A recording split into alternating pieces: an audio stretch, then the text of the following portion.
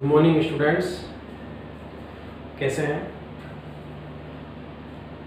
Immunity यानी immune system हमारा हमें रोगों से बचाता है और उसको मजबूत करने की कड़ी में हमने देखा कि बचपन में टीके या वैक्सीन लगवाए जाते हैं। वैक्सीनेशन से हमारी इम्यूनिटी इंक्रीज होती है और एक पर्टिकुलर पैथोजन या रोगजनक के प्रति हम भविष्य में सुरक्षित हो जाते हैं। तो इससे पहले हमने देखा था कि इम्यूनिटी को जो इंक्रीज करने के लिए, बढ़ाने के लिए जो टीके लगाए जाते हैं वो टीका क्या होता है। किसी भी टीके में उस रोग के ही रोगजनक होते हैं, रोगाणु होते हैं जिस रोग से हमें सुरक्षा के लिए टीके दिए जा रहे हैं। लेकिन इसमें हमें डरने की आवश्यकता नहीं है, क्योंकि ये जो रोगजनक हैं ये या तो मृत अवस्था में होते हैं या फिर निष्क्रिय अवस्था में होते हैं, या फिर पूरा का पूरा रोगजनक ना लेते हुए हम केवल उसका कोई छोटा सा भाग या कोई उसका प्रोटीन का टुकड़ा यूज में लेते हैं, जो शरीर के लिए किसी भी प्रकार से नुकसानदायक नहीं होता है। यानी टीके या वैक्सीन पूरी तरह से सुरक्षित होते हैं। तो टीके जो हैं वो वैसे तो बहुत प्रकार के होते हैं, लेकिन सिलेबस के अकॉर्डिंग हमने इनको 5 प्रकारों में बांटा है।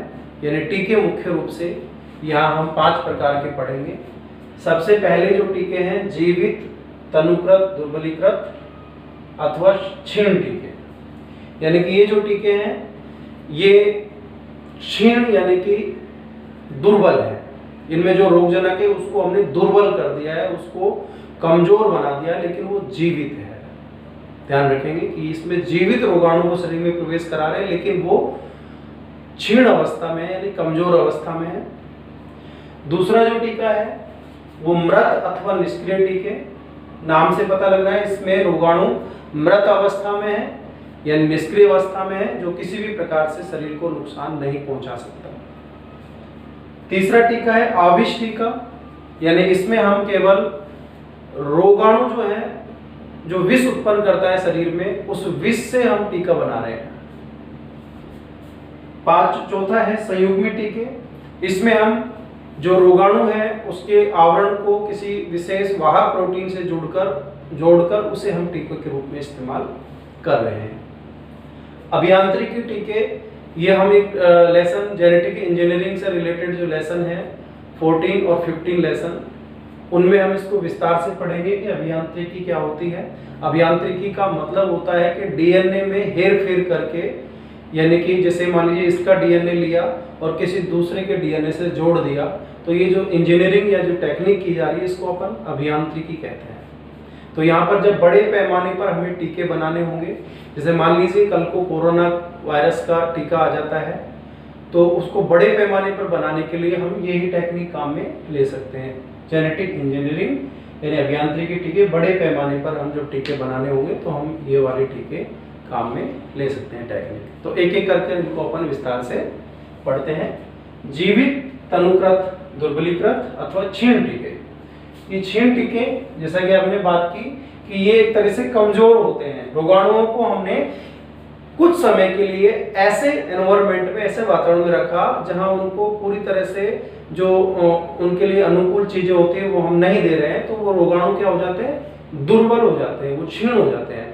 तो इसके लिए हमने क्या किया कि जो रोगजनक जो रोग उत्पन्न करता है उसको ऊतक संवर्धन, ये भी एक लेसन पढ़ेंगे हम, यानी कि एक संवर्धन माध्यम में लंबे समय तक उनको डाल दिया जाता है। तो हम क्या देखते हैं कि जब बहुत समय तक पीढ़ी दर पीढ़ी उनको संवर्धन माध्यम से बाहर ही नहीं निकालते, अपन उसी माध्यम में उनको डालकर रखते हैं, तो कुछ समय बाद वो अपने प्रतिकृति यानी मनुष्य के शरीर में जाकर ये रोगाणु क्या करता है, अपनी संख्या बढ़ाता है, उसको बोलते हैं प्रतिकृति। तो जब अपनी संख्या नहीं बढ़ा पाएगा, अपनी प्रतिकृति का गुण ही नष्ट कर देगा, तो अब वो रोगाणु हमारे लिए ज्यादा हानिकारक नहीं होता है। तो प्रतिकृति का गुण उसने नष्ट कर दिया। अब अगर शरीर में उसको प्रवेश कराएंगे तो वो हमारे शरीर में अपनी संख्या नहीं बढ़ा पाएगा, और इसलिए हम ये टीके यूज में ले सकते हैं, पूरी तरह से सुरक्षित होते हैं। खसरे या पोलियो के जो वैक्सीन, ओरल वैक्सीन पोलियो की जो पिलाई जाती है दवा, और खसरे के जो टीके हैं वो इसी तकनीक से तैयार किए जाते हैं।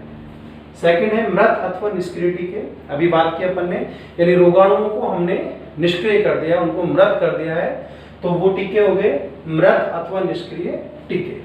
इसमें क्या करते हैं, रोगजनक को किसी विशिष्ट रसायन के द्वारा, यानी उसको रसायन जैसे फॉर्मेल्डिहाइड में डाल दिया, तो रसायन से उसको क्या कर दिया अपन ने, मृत कर दिया, निष्क्रिय कर दिया, और अब हम उसको अगर शरीर में टीके के रूप में प्रवेश कराएंगे तो देखेंगे ये जो हमने इस तकनीक से जो टीका तैयार किया है, इनमें रोग उत्पन्न करने की क्षमता इनकी नष्ट हुई है, लेकिन इनका जो एंटीजेनिक यानी इनका जो प्रतिजनिक व्यवहार है कि शरीर में आएगा, शरीर के लिए वो पराया है, और शरीर के लिए शरीर उसको पहचान मिलेगा कि ये भविष्य में रोग उत्पन्न कर सकता है, तो उसका जो प्रतिजनिक जो गुण है वो नष्ट नहीं होता है, और इसीलिए शरीर इनके खिलाफ क्या बनाएगा, एंटीबॉडी बनाएगा।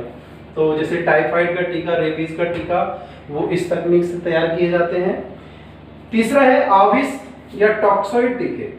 देखिए रोग, कुछ ऐसे रोगजनक होते हैं जो डायरेक्ट रोग उत्पन्न नहीं करते हैं, वो शरीर में आकर कुछ विष जहरीले पदार्थ छोड़ते हैं, और उन जहरीले पदार्थों की वजह से हमारे शरीर में रोग उत्पन्न होते हैं। जैसे अपन उदाहरण ले टिटनस, तो टिटनस शरीर में प्रवेश करके एक न्यूरोटॉक्सिन टिटेनोस्पोस्मिन, एक न्यूरोटॉक्सिन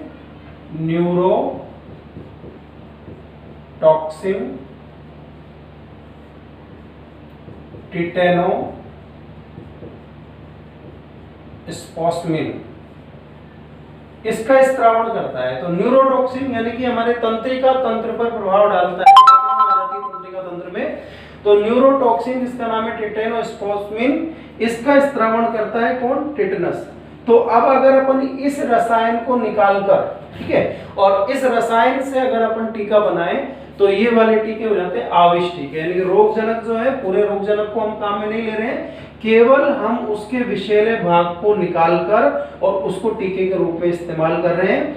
तो ध्यान देंगे कि रोगजनक हमने प्रवेश नहीं कराया, उसका जहरीला जो टॉक्सिन है वो लिया है, लेकिन वो भी अति सूक्ष्म मात्रा में, जैसा कि अपन ने टीकों में पहले ही पढ़ा है कि इसकी अति सूक्ष्म मात्रा शरीर में प्रवेश कराई जाती है। तो इसको अपन टीके के रूप में काम में ले सकते हैं, शरीर में प्रवेश करेगा, शरीर इसके खिलाफ एंटीबॉडी बनाएगा, तो प्रतिरक्षा उत्पन्न हो जाएगी। किससे, टिटनस से, और डिप्थीरिया के जो टीके हैं वो इस तकनीक से बनाए जाते हैं। ऐसे ही अगला टीका है संयुग्मी टीके, नाम से पता लग रहा है, संयुग्मी मतलब जोड़ना। हमने बताया कि जो जीवाणु है उसका जो आवरण होता है, प्रोटीन का जो आवरण होता है उसके चारों तरफ, उस आवरण का कुछ भाग जो कि रोग उत्पन्न करने में सहायक होता है, तो प्रोटीन का हमने आवरण लिया और उसको एक वाहक प्रोटीन के साथ जोड़ा। शरीर में प्रवेश कराने के लिए हमको क्या चाहिए, वाहक प्रोटीन चाहिए, तो ये टीका क्या कहलाया, संयुग्मी टीका। हमने जीवाणु का आवरण लिया, उसको वाहक प्रोटीन से जोड़ा, संयुग्मी टीका तैयार किया, और इस टीके को शरीर में अपन अगर प्रवेश कराएंगे तो इससे इस जीवाणु के प्रति शरीर में प्रतिरक्षा उत्पन्न हो जाएगी। ठीक है, पर्टुसिस यानी कि जो काली खांसी होती है उसका टीका इस तकनीक से तैयार किया जाता है। अगला जो टीका है अभियांत्रिकी टीके यानी इंजीनियर्ड वैक्सीन। ठीक है, जैसे अगर अपन को बहुत बड़े पैमाने पर बहुत ज्यादा मात्रा में टीके तैयार करने हैं तो उसके लिए हमको ये तकनीक काम में लेनी पड़ती है, यानी कि हमने एक जैसे पर्टिकुलर रोगजनक कोई है उसके हम टीके बना रहे हैं, तो उसका डीएनए निकालकर उस डीएनए को किसी वाहक के साथ जोड़कर, ये अपन आगे एक लेसन में पढ़ेंगे, वाहक के साथ जोड़कर किसी दूसरे जीवाणु में प्रवेश करा देते हैं, वहां उसकी संख्या बढ़ाई जाती है और इस तरह से हम बहुत बड़े पैमाने पर टीके प्राप्त कर सकते हैं। तो इस तकनीक का नाम होता है पुनर्योगज डीएनए तकनीक। ठीक है, हेपेटाइटिस बी का जो टीका है इसी तकनीक से अपन बनाते हैं। तो हमने देखा कि जो टीके हैं वो हम यहाँ पर 5 प्रकार के टीके पढ़ रहे हैं। तो उम्मीद करते हैं कि भाई आपको ये जो टीके क्या होते हैं, इन टीकों के प्रकार क्या क्या हैं वो आपको समझ में आ गए होंगे। तो अगले टॉपिक में अपन इसमें टीके जो हैं कब कब कैसे कैसे टीके दिए जाते हैं उसके बारे में डिस्कस करेंगे। बी से स्टे होम।